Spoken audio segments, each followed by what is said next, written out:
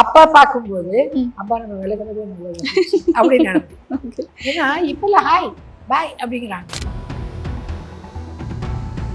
இந்த பேபி ஷாமினிலாம் வச்சு துர்கான்னு எடுத்தார்.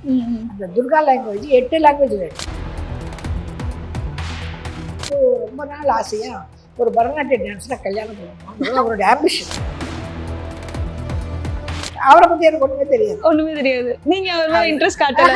நான் காட்டலை. அவர் என்னை கேட்கும்போது, சார் என்ன சார் எனக்கு தேவையா, நான் நல்லா ஒர்க் பண்ணிட்டு இருக்கேன் சார், என்ன போய் நீங்கள் கல்யாணம் பண்ணால் எல்லாம் சினிமாவில் சார். கோயில் சுற்றி வரும்போது குங்குமம் சாமி எடுத்து இந்த டக்கு நெத்தியில் வச்சு அது ஒன்றும் புரியல. அப்படின்னு என்ன பேசுறேன். ஆனால் காஸ்டியூம் கொண்டு ஒரு டவல் பண்ணிட்டோம். மாஸ்டர் தான் எதுக்கு இல்லை டேரக்டர் பண்ண சொன்னாங்க. அப்போ ஒரு வாட்டி நானே கிடையாது, எனக்கு ஒரு கலைமும் கொடுக்கக்கூடாது, நானே இத்தனை வருஷம் ஃபீல்டில் இருக்கேன், அதெல்லாம் கிடையாது.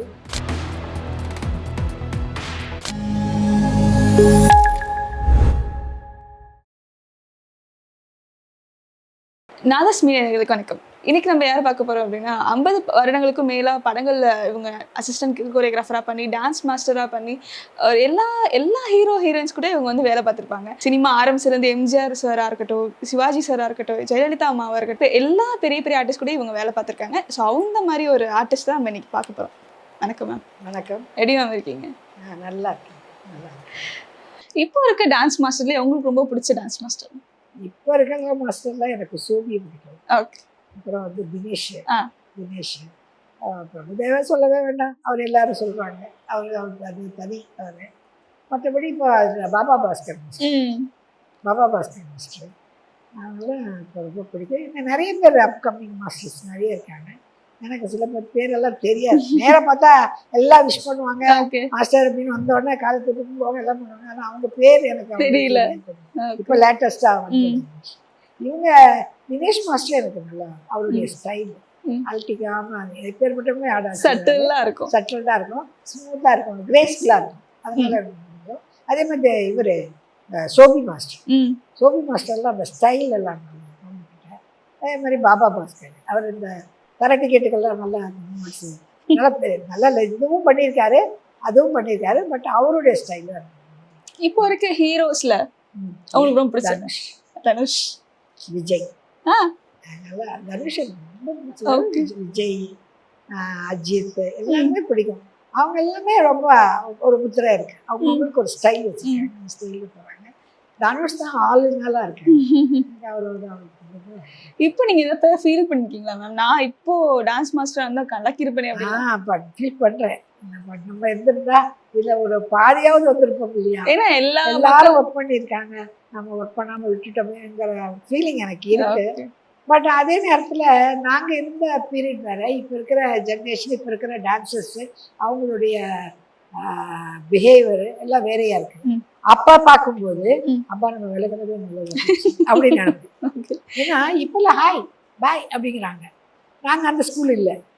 ஸோ அதனால இப்போ இருக்கிற டான்சர்ஸு நாங்கள் யூனியன் ஆஃபீஸ் போனோம், மீட்டிங் போனோம், அவங்க பழகிறதெல்லாம் பார்க்கும்போது நம்ம விலகினது தான் கரெக்டு, ஒரு மரியாதையோடு விலகிட்டோம். இன்றைக்கே மாஸ்டர் வாங்க அப்படின்னு போகிறதுக்கு ஒரு மரியாதை அப்படின்னு நானே தெரிஞ்சுப்பேன். அவ்வளோதான்.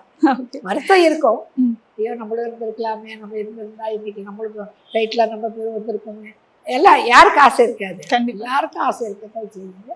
ஆனால் அது ஒரு வகையில் வேண்டாம், நல்லது. ஏன்னா நானே சமாதானம். அப்போ இருக்கிற சினிமாக்கும் இப்போ இருக்கிற சினிமாக்கும் என்ன மேம் டிஃப்ரென்ஸ் பார்க்குறீங்க? இப்போ டெக்னிக்கலாக இம்ப்ரூவ் ஆகிருக்கு. ரொம்ப டெக்னிக்கலாக இம்ப்ரூவ் ஆகிருக்கு. அப்போ ரொம்ப ஃபாஸ்ட். எங்கள் ஹஸ்பண்ட் வந்து டேரக்டர் அம்மா வந்து 13 நாளில் ஒரு படம் எடுத்தார். ஓகே. மேகம் கருத்து இருக்கு. இந்த படம் ஒரே ஒரு ஹாஸ்டலை வச்சு 13 நாளில் படம் முடிச்சாரு. அப்போல்லாம் ஒரு மாதத்தில் ஒரு படம். எங்கள் ஹஸ்பண்ட் வந்து வருஷத்துக்கு 2 படம் ரிலீஸ் பண்ணுவாங்க. அப்போ என்னென்ன ஆச்சு, மாதத்துக்கு ஒரு படம். ஆமாம். அது என்ன, ஒரு படம் 3 லாங்குவேஜ், தமிழ் தெலுங்கு கன்னடம். இந்த பேபி ஷாமினிலாம் வச்சு துர்கான்னு எடுத்தார். அந்த துர்கா லாங்குவேஜ் 8 லாங்குவேஜில் எடுத்தார்.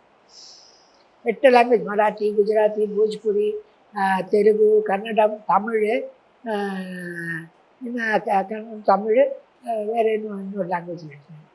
அந்த மாதிரி எடுத்தார். அந்த ஃபாஸ்ட்னஸ் இப்போ இல்லை. ஓகே. இப்போ கொஞ்சம் ஸ்லோ. பட் ஸ்லோனா அது இப்போ இருக்கிற ட்ரெண்ட் அப்படி இருக்குது. ஏன்னா எல்லாமே பிரம்மாண்டமாக இருக்குது. அதனால் அப்போல்லாம் பிரம்மாண்டம் அவ்வளோ கிடையாது. ஒரு ஏபி நாகராஜன் படம் தான் பிரம்மாண்டமாக. ஏன்னா எல்லாமே கடவுளுடைய கதை. செட்டு, ட்ரெஸ்ஸு, மேக்கப்பு, அது அப்போ அது பெரிய ஹியூஜாக இருந்தது. பட் இப்போ எல்லாமே ஹியூஜாக இருக்குது. அது இந்த டெக்னிக்கை அந்த டைம் எடுக்கும். ப்ராசஸ் பண்ணுறதுக்கு, அதை அரேஞ்ச் பண்ணுறதுக்கு எல்லாத்துக்கும் எடுக்கும். உங்க கெரியர் பற்றி பேசியாச்சு. இப்போ சார் அவரோட கெரியர் பற்றி பேசலன்னா அவரோட நீங்கள் எப்படி மேம் அவரை சந்திச்சிங்க? எனக்கு அவரை எப்படி நீங்கள் சந்திச்சிங்க? அதுதான் சொல்கிறேனே, நாங்கள் வயலும் வயலும் துணைன்னு ஒரு படம் அவங்க எடுத்தாங்க அவங்க கம்பெனி. அப்போ நான் ஞான குழந்தைன்னு ஒரு படம், அது கைலாசம் சுட்டு சிவன் பார்வதி டான்ஸ் எடுத்துக்கிட்டு இருக்கேன். அப்போ சங்கரையர்னு ஒரு டைரக்டர் இருந்தார். அவர் தான் வேலும் வயலும் துணை டைரக்டர். அப்போ இந்த பரதநாட்டிய சாங் குழந்தைய வச்சு பண்ணணும் போது அவர் பிஎஸ் கோபாலகிருஷ்ணன் தான் பரதநாட்டியத்தில் ஃபேமஸ். அவருக்கு அடுத்தது இப்போ இருக்கிறது அவருடைய அசிஸ்டன்ட் விமலா தான். வாங்க, அப்போ சாரதா ஸ்டுடியோ இருந்தது, அங்கே அவங்க ஷூட்டிங் நடக்குது, வாங்க போகலான்ட்டு அவர் அழைச்சிட்டு முத என்னை அவர் அறிமுகப்படுத்தி. அப்போ ராம் ரஹீம் ஸ்டோரி எழுதி, அப்போ நாராயணன் தான் சொல்லுவாங்க, ராமநாராயணன் நாராயணன் தான் சொல்லுவாங்க. அப்போ கூப்பிட்டு இது மாதிரி படம் எடுக்கிறாங்க, தேவி பிரியா ப்ரொடக்ஷன்ஸு, உங்களுக்கு ஒரு பரதநாட்டிய சாங் பண்ணாங்க. ஓகே சார், பண்ணித்தரேன். ஜனவரி 1 ஷூட்டிங்கு பழனியில் இவங்க படம் நான் பண்ணுறேன். ஓகே. 79ல். அதுக்கப்புறம் கண்டினியூவாக செட் ஆகிடுச்சு அவர் படங்கள். அவர் கம்பெனி ஃபுல்லாக வருஷத்தில் 4 படம் அவங்க படம். விடுகதை, தொடக்கதை, மாந்தோப்பு கிளியே, சுமை, சிவப்பு மல்லி, இளஞ்சோடிகள், தீராத விளையாட்டு பிள்ளை, இந்த மாதிரி நிறைய, சிவந்த கண்கள், இப்படி படம் வருஷத்துக்கு 4 படம் அவங்க கம்பெனியில் நான் பர்மனெண்ட் மாஸ்டர். ஓகே. ஒர்க் பண்ணுவேன்.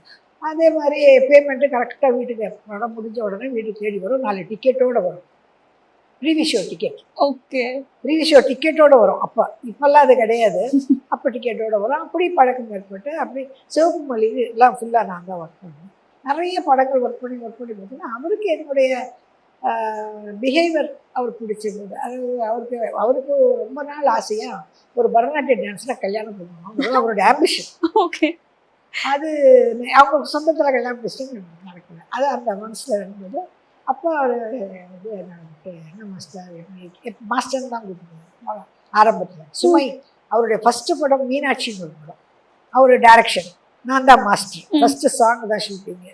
அப்போ நாங்கள் 2 பேரும் ஒர்க் பண்ணோம். அப்புறம் பட்டம் பறக்கட்டும், 3 ரோடு, நிறைய ஒர்க் பண்ணுவோம். டெய்லி மீட் பண்ணுவோம். அவரை இந்த ரோடெல்லாம் ஷூட் பண்ணியிருக்கோம். சிவப்பு இந்த ரோட்லெல்லாம் ஷூட்டிங் நடக்கும்.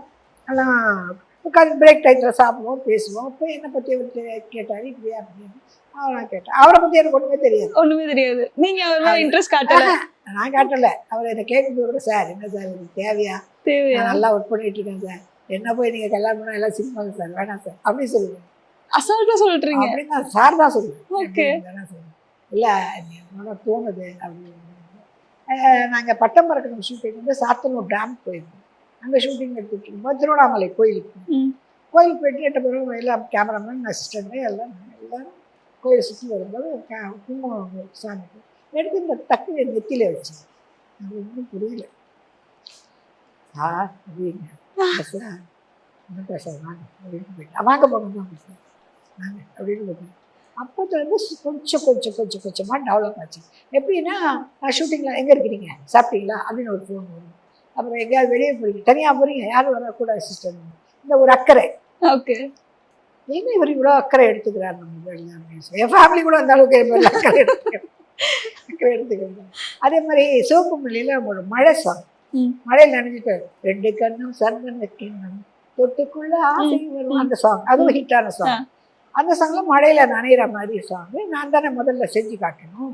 அப்போ நான் மழையில் நனைஞ்சி ஃபுல்லாக நனைஞ்சாச்சு. இவர் டப்பிங்கில் இருந்தார் தியேட்டரில். சாங் 1 மணிக்கு முடிஞ்சிச்சு. முடிஞ்சோடனே எப்பவுமே ப்ரொடியூசர் ஆச்சு, டேரக்டர் ஆச்சு, இப்போ சார் முடிஞ்சு சார் போட்டோன்னா மழை சீனை எடுத்துகிட்டு இருக்காங்க. இவர் என்ன பண்ணார், காஸ்டியூம் சொல்லி டவல் எடுத்துட்டு மாஸ்டர் ஓகே அப்படின்னாரு. ஆனால் காஸ்டியூம் கொண்டு ஒரு டவல் பண்ணிட்டுறோம். மாஸ்டர் தான் எதுக்கு இல்லை டேரக்டர் பண்ண சொன்னாங்க. என்னது இது அப்படின்னு புரியல. அப்போ அதை போச்சுக்கிட்டு நேராக போய் சார் ஸ்ட்ராங் முடிஞ்சிச்சு, நான் புறப்பேன் வேறு ட்ரெஸ்ஸு வேணா காஸ்டியூம் வச்சு மாற்றி. இந்த அக்கறை அதுதான் என்னை வந்து அவர் பக்கம். அதுக்கப்புறம் கல்யாணம் ஆனதுக்கப்புறம் நான் அவர் மேலே டபுள் அக்கறை எடுத்தேன். ஏன்னா அவர் வந்து அவருடைய சாப்பாடு விஷயம், அவருடைய ட்ரெஸ் விஷயம், ஒரு செருப்பு கூட அவர் வாங்கினது நான் தான் வாங்கிட்டு வந்தேன். ட்ரெஸ்ஸு இருக்குன்னு எல்லாமே நான் செலக்ட் பண்ண ட்ரெஸ் தான். டேரக்டர் ஆனதுக்கப்புறம் அதுக்கப்புறம் எம்எல்ஏவாக இருந்தார். 67 என்பார் எம்எல்ஏ சீட் கொடுத்துட்டாங்க அப்படின்னு நான் வந்து இனிமேல் இந்த ட்ரெஸ் எல்லாம் போகிறாங்க. இது டேரக்டருக்கு அந்த காஸ்டியூம், வெள்ளை வேஷ்டி, வெள்ளை ஷர்ட்டு, வெள்ளை செருப்பு, இதுதான் போடணும் நீங்கள் அப்படின்னு சொல்லி அப்படியே என்ன சொன்னாலும் கேட்டுப்பார். நம்ம அதாவது சொத்து சேர்க்கறது சரி, எல்லாத்துலேயுமே என்னை கலந்து டிஸ்கஸ் பண்ணி தான் செய்வாங்க. அதே மாதிரி ஸ்டோரி வந்ததுனால இந்த கதை இப்படி வருது, என்ன பண்ணலாம், பண்ணிக்கலாமா. ப்ரொடியூசரை பற்றியெல்லாம் அவருக்கு தெரியாது. வெளிப்படங்கள்லாம் டைரக்ட் பண்ணார், நிறைய படம் டைரக்ட் பண்ணார். அப்போ அந்த டேரக்டர் அந்த ப்ரொடியூசரை பற்றியெல்லாம் அவர் தெரியாது. நான் நிறைய படம் மாஸ்டராக பண்ணதுனால என்கிட்ட கேட்டுப்பார், இந்த கம்பெனி வந்திருக்கு, இது எப்படி இது அப்படின்னு. சார் நல்ல கம்பெனி சார், நல்ல கம்பெனி அது அப்படின்னு சொல்லுவாங்க. அதே மாதிரி இயலிசை நாடக மன்றத்தில் தலைவராக இருந்தப்போ இந்த ஓல்டு பென்ஷன் கொடுப்பாங்க எல்லாருக்கும். நாடகத்துறையில், கலைத்துறையில், டான்ஸ் துறையில், சினிமா துறையில் இப்படி கொடுப்பாங்க. மாதம் 1000 ரூபாய் பென்ஷன் கொடுப்பாங்க. அந்த பென்ஷன் இவருக்கு அந்த கலைத்துறையில் ட்ராமா இருக்குமோ அதெல்லாம் தெரியாது இவருக்கு. ஓகே, இந்த கரகாட்டம், கும்மி இதெல்லாம் பற்றி தெரியாது, ட்ராமா பற்றி தெரியாது, சினியில் எத்தனை பேர் இருக்காங்க இதெல்லாம் தெரியாது. அந்த லிஸ்ட்டு கொண்டு வந்துடுவோம் வீட்டுக்கு. கொண்டு வந்துட்டு இது கொடுத்துருக்காங்க, இதில் யார் கொடுக்கலான்னு நீங்கள் டிக் பண்ணி கொடுங்க. அப்போ நான் டிக் பண்ணி இவங்கெல்லாம் அந்த கலைஞர்கள் ஸ்டேஜ் அப்படி என்னால் நிறைய பேருக்கு அந்த மாதிரி பிடிச்சி இது பண்ணுவேன். அதே மாதிரி கலைமாமணி பண்ணும்போது இந்த மாதிரி கலைமாமணி கொடுத்துருக்காங்க, இவங்கெல்லாம் அது கரெக்ட் தானா, இதெல்லாம் நல்ல கரெக்டான ஆளுங்க தானா அப்படின்னு சொல்லி ஒரு கேட்பேன். அப்போது எனக்கு தெரிஞ்ச வரைக்கும் நான் சொல்லுவேன், இவங்க எந்த தரையில் இருந்தாங்க, இந்த தரையில் இருந்தாங்க அப்படின்னு. அப்போ ஒரு வாட்டி நானே கிடையாது, எனக்கு ஒரு கலைமாமணி கொடுக்கக்கூடாது, நானே இத்தனை வருஷம் ஃபீல்டில் இருக்கேன். அதெல்லாம் கிடையாது, நம்ம வீட்டிலேயே கொடுத்துக்கிட்ட மாதிரி ஆகிடும், ஃபேமிலி ஃபங்க்ஷன் மாதிரி ஆகிடும். அதெல்லாம் நான் போய் தலைவர்கிட்ட சொல்ல மாட்டேன். இல்லைன்னா நானும் ஒரு கலைமாமணி வாங்கியிருக்கலாம். அது வந்து அவர் ஒத்துக்கலை. ஏன்னா அப்ளிகேஷன் போகிறதுக்கு அவர் இஷ்டப்பட மாட்டேன். யாருக்கிட்டையும் எதுக்காகவும் தனக்காக போய் நான் இதை ரெக்கமெண்ட் பண்ண கேட்கவே மாட்டேன். அது ஒரு பெரிய குணம் அவர்கிட்ட. அவரை தேடி எல்லா பதவியும் வருமே தவிர எந்த பதவியும் தேடி இவர் விரும்ப மாட்டார். அது மாதிரி வர்றது கூட அவர் வந்து ஈரசை நாடக தலைவராக இருந்தார், ப்ரொடியூசர் தலைவராக இருந்தார், இது கலைஞர் டிவி எம்டியாக இருந்தார். அதில் ஒரு பார்ட்னர் எம்டி மாதிரி இருந்தார். அதில் எல்லாமே ப்ரோக்ராம் எல்லாம் பண்ணார். அந்த அளவுக்கு எல்லாம் பண்ணார். எல்லாமே வந்து தலைவருக்காக பண்ணாரே தவிர அவரை தேடி வந்ததை தவிர இவருமே எதுக்கும் கேட்டு பண்ணல. அந்த ஒரு பெரிய விஷயம் வந்து. அதே மாதிரி அவர் அந்த செட்டிநாடு ட்ரெடிஷ்னல் அது எனக்கு கொஞ்சம் கற்றுக்கிட்டு சமையல் இப்படி பண்ணேன். எனக்கு சமையல் பண்ணலாம் தெரியாது. அப்புறம் அவர் கல்யாணம் பண்ணதுக்கு அப்புறம் நான் சமையல் பக்கம் பக்கமே போனேன். அதுக்கப்புறம் அங்கேருந்து சாப்பாடு வச்சு அதை எடுத்துக்கலாம்னா சமையல், அந்த சாப்பாடு, அவருடைய ட்ரெஸ்ஸு, அவருக்கு என்ன வருது, என்ன செய்யலாம், சில டிஸ்கஷன்.